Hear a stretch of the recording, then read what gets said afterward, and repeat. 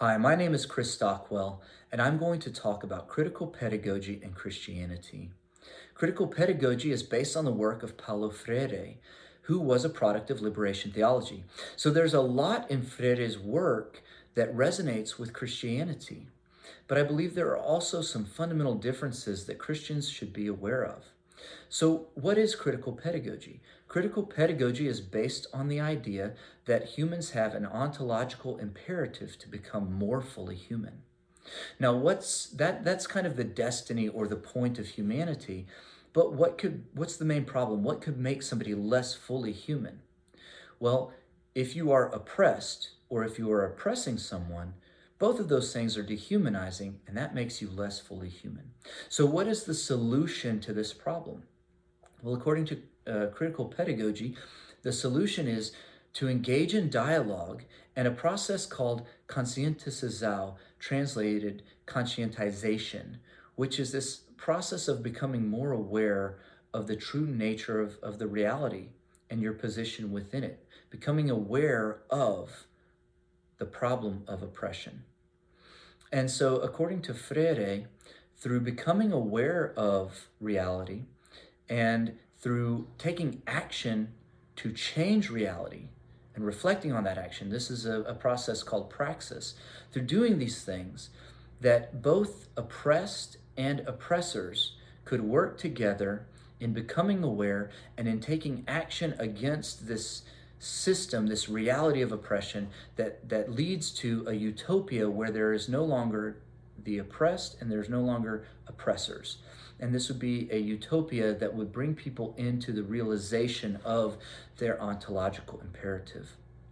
Now, where does this differ from Christianity?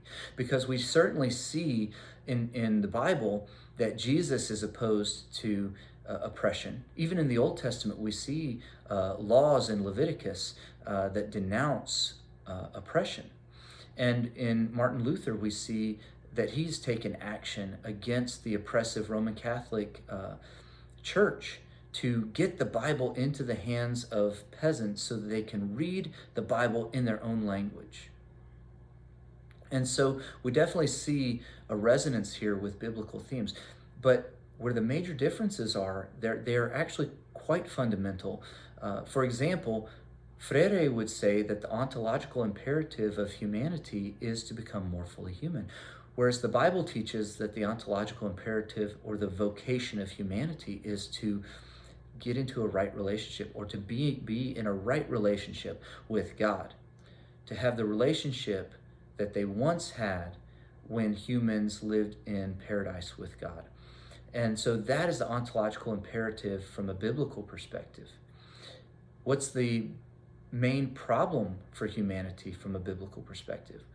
Well, it is our sin, our rebellion against a holy God that separates us from him and keeps us from enjoying him and being in a right relationship with him.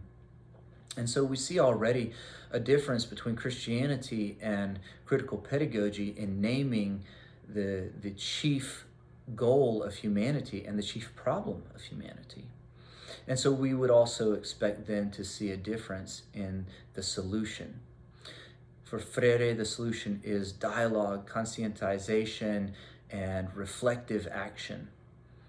For Christians, the solution is, in a sense, an increased awareness, but it's an increased awareness not of a system of oppression, but of a situation that we're in that's caused by our sin. It's awareness of the situation where we are enemies of God because of our rebellion against him. And once we realize that and confess that to God, we then act on that by trusting in Jesus, in his atoning sacrifice, that through his work on the cross, he has paid for our sins and opened up the gateway, given us access into that relationship with God for all of eternity that restores us to what our true purpose is as humans. And that is where a Christian must differ from Freire with regard to what is our real problem and our real goal and our real solution.